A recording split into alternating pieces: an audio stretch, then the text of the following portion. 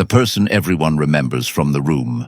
The one who barely spoke, didn't smile too easily, didn't explain themselves, didn't ask for permission to exist.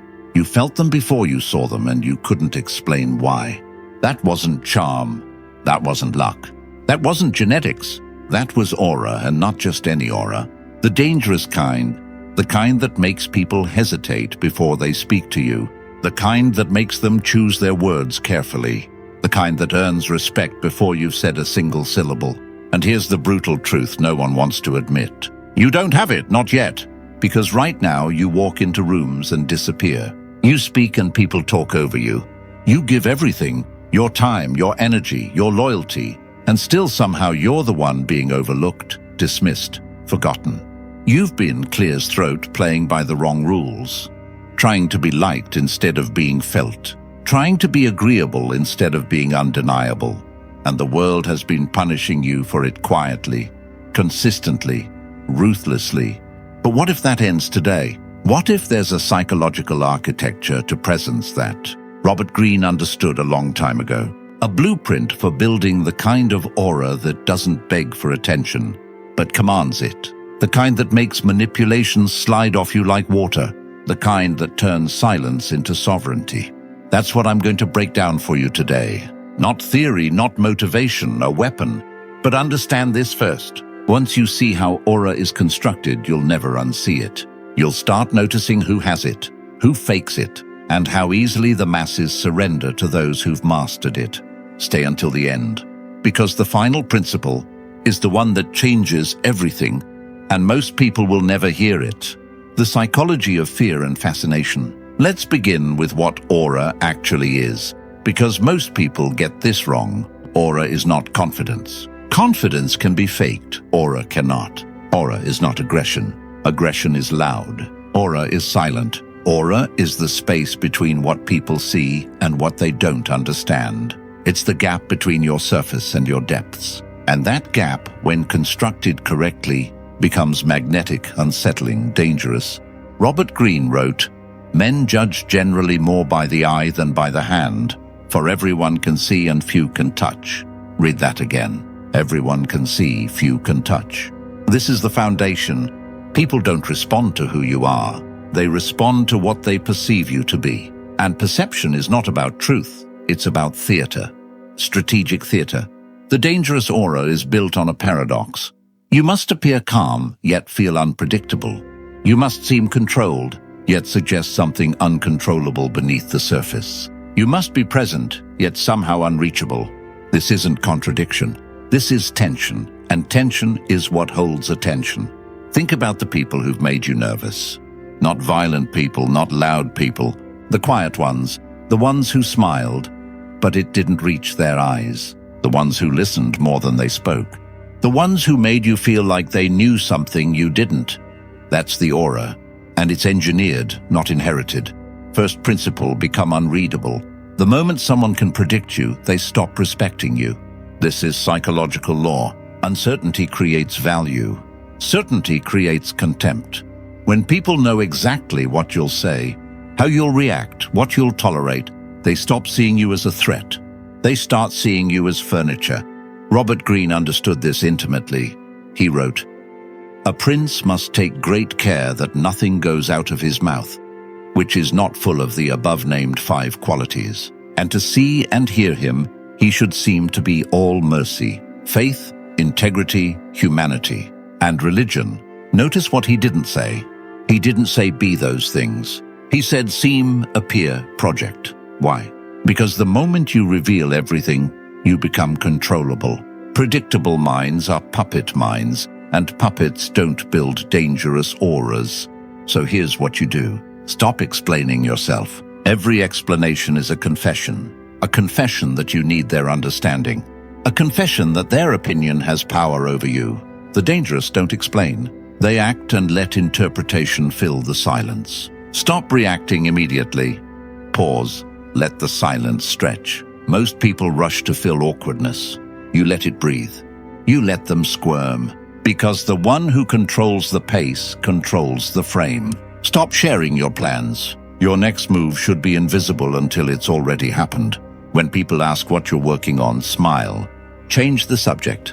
Give them nothing, because mystery is not the absence of information. It's the presence of implication. The dangerous aura requires psychological restraint, not coldness. Restraint.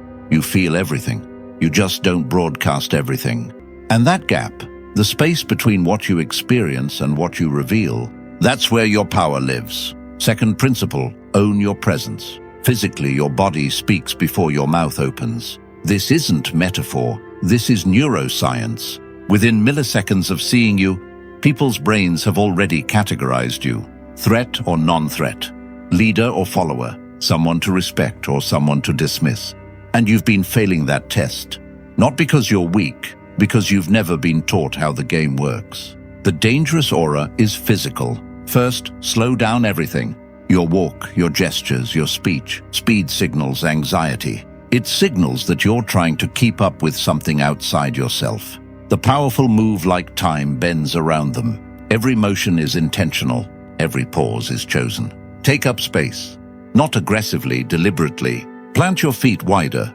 Keep your hands visible and still. Stop the self-soothing gestures, touching your face, crossing your arms, fidgeting with objects.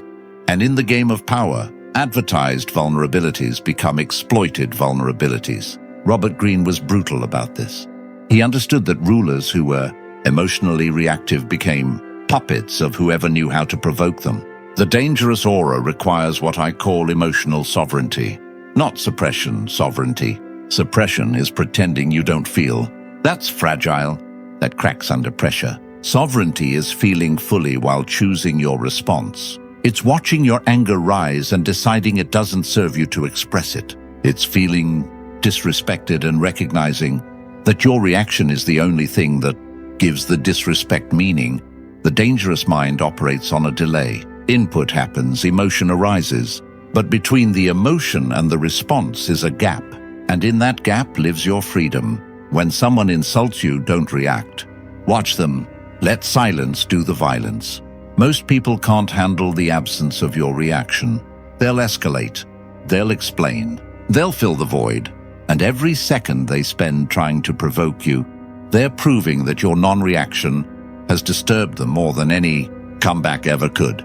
This is psychological warfare, and you've been losing it because you didn't know you were playing.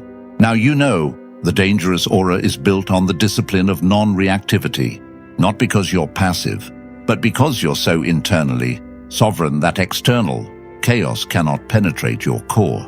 People sense that, they feel it, and they step carefully around those who possess fifth principle. Cultivate controlled mystery. Every word you speak is an investment. Most people are terrible investors. They talk about their problems, their insecurities, their fears, their ambitions, their vulnerabilities to anyone who will listen. They treat conversation like therapy, and in doing so they drain all mystery from their presence. The dangerous aura requires information asymmetry. You should know more about them than they know about you. Always listen more than you speak. When you do speak, make it count. Reveal only what serves your position. Let them assume. Let them project. Let them fill in the gaps with their imagination, because what they imagine is always more powerful than what you could tell them. Robert Greene wrote, "The vulgar crowd always is taken by appearances, and the world consists chiefly of the vulgar." Harsh? Yes. True? Absolutely. People don't want the full truth about you. They want a story they can tell themselves. When you give them too much, you've written the story for them. When you give them fragments, they become authors of a narrative you control through omission. This is not about lying. It's about strategic disclosure. You share your victories sparingly. You hide your struggles completely. You reveal your thoughts selectively. You speak about others rarely, and yourself even more rarely, because the less you say about yourself, the larger you become in their imagination. The mysterious are never forgotten. They can't be. The mind can't release what it hasn't understood. So you become a loop that never closes, a thought that keeps returning, a presence that lingers even in absence. That's the aura, and it's built word by word, revelation by withheld revelation. Sixth principle, command through stillness. Movement is noise. Stillness is authority. Watch any powerful figure, politicians, CEO, the ones who've truly mastered presence. They don't fidget. They don't rush. They move as though every gesture costs something valuable, and they're only spending when necessary. The dangerous aura requires physical and psychological stillness. When you're still, you force others to move around you. You become the center of gravity. The room orients to you, not the other way around. This is primal psychology. In nature, the predator waits. The prey moves nervously. When you're still, you signal predator energy. When you're restless, you signal prey. Your stillness should be comfortable, not rigid, alive, not frozen. You're not performing calmness. You're embodying it. When someone speaks to you, let them finish. Don't lean in eagerly.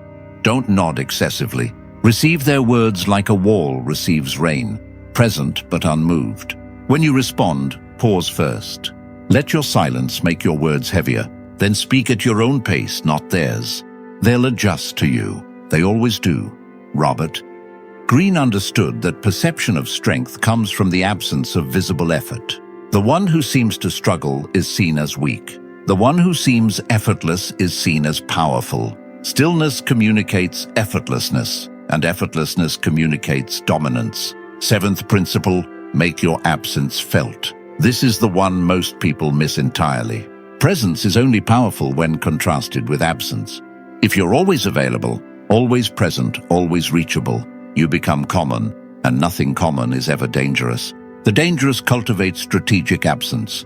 They disappear. Sometimes they're unreachable. Sometimes they withdraw without explanation and return without apology. And in that absence, their value compounds. Robert Greene wrote, "What is easily obtained is cheaply regarded. Availability is a form of cheapening yourself.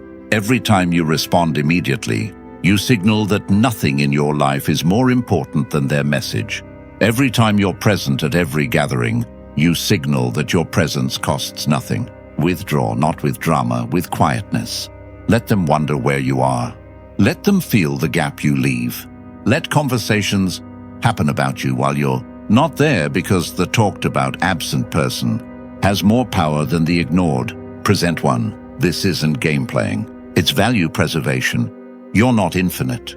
You speak about others rarely, and yourself even more rarely, because the less you say about yourself, the larger you become in their imagination.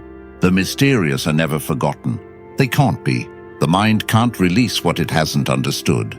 So you become a loop that never closes, a thought that keeps returning, a presence that lingers even in absence. That's the aura, and it's built word by word, revelation by withheld revelation. Sixth principle, command through stillness. Movement is noise. Stillness is authority. Watch any powerful figure, politicians, CEO, the ones who've truly mastered presence. They don't fidget. They don't rush. They move as though every gesture costs something valuable, and they're only spending when necessary.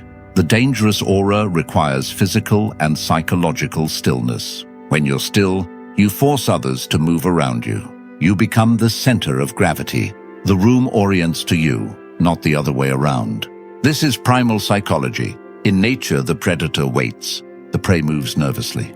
When you're still, you signal predator energy. When you're restless, you signal prey. Your stillness should be comfortable, not rigid, alive, not frozen. You're not performing calmness. You're embodying it. When someone speaks to you, let them finish. Don't lean in eagerly. Don't nod excessively. Receive their words like a wall receives rain, present but unmoved. When you respond, pause first. Let your silence make your words heavier.